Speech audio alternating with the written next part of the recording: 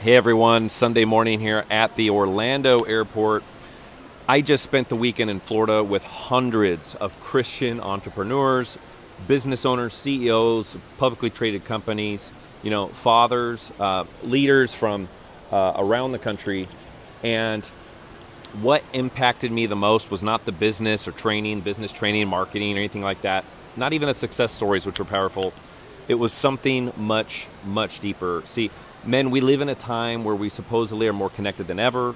We have phones, guys. We have text messages. We have social media, right? We have hundreds of followers and friends, thousands of them, thousands of contacts.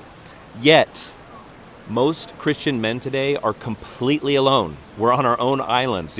Yes, we have wives. Yes, we have children and businesses.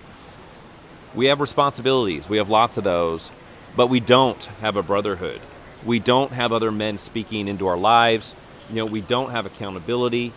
We don't have other men who can tell us when we're getting off course or speak truth into our lives when we need it. And a lot of us need it. Many of us are carrying the weight of our faith, our struggles, our family, our finances, our future, and we're doing it alone, isolated. See, the truth is isolation has become an epidemic among men in America, an epidemic. And one question they asked this weekend hit me harder than anything else. See, they said this. They said, one day, 6 men are going to carry your casket. Think about that, 6 men. I know that day's coming for me. But sitting there, I realized something. I have no idea who those 6 men are. And if they're going to carry me one day, shouldn't I get to know them before then? Yeah. Shouldn't I build those relationships now? That's heavy. See, shouldn't I lock arms with those men now? Shouldn't I become the kind of friend worthy of perhaps being one of those 6 men for somebody else? That thing stuck with me. See, the event was called Millionaire Man Cave. And when I first heard the name, I assumed they were talking about money, but it's not. At least not the way most people think. See, one of the speakers explained that being a millionaire isn't just about what's in your bank account. It's the mindset. Ask yourself this question. Do you have a millionaire marriage? Do you have a millionaire relationship with your children? Do you have millionaire level health? Millionaire friendships? Millionaire faith? Do you have millionaire discipline? Because the truth is, I've met people with millions of dollars who were bankrupt everywhere else in their lives. Bankrupt in their marriage, bankrupt in their health, bankrupt in their friendships, bankrupt in their faith. See, that's not success. Millionaire Man Cave is built around 6 pillars. It's faith, family, fitness, friends, finances, and fight.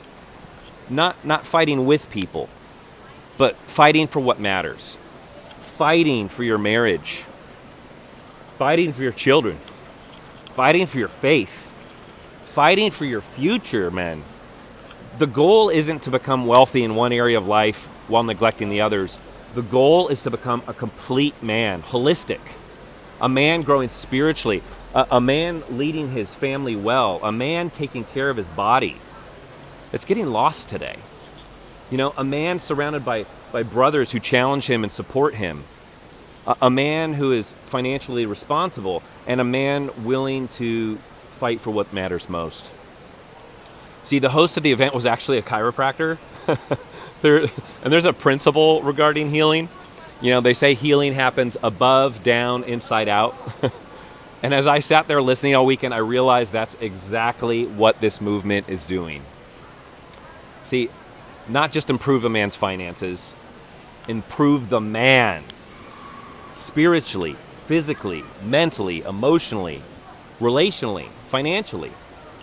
The room was filled with men who had massive companies, generated incredible success around the globe, and accomplished things most people can only dream about.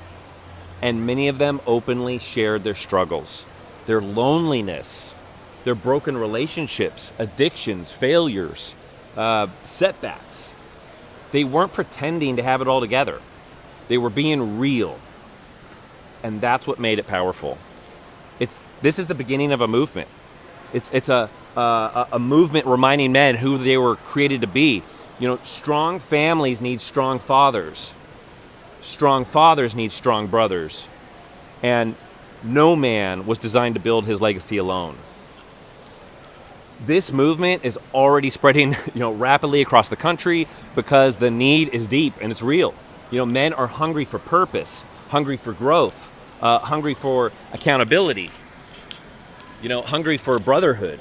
And it's exciting to be at the forefront of something that I genuinely believe is going to, impact millions of men across the country, in the coming years here. So if this message resonates with you, reach out to me. It doesn't matter what city or town you're in. This brotherhood is forming all over across America, across the nation. And I'll get you connected.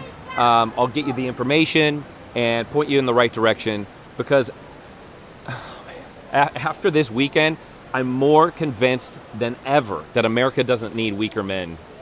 America needs strong men, men of faith, men of character, men willing to stand shoulder to shoulder with one another and build something that lasts. So let's go, man.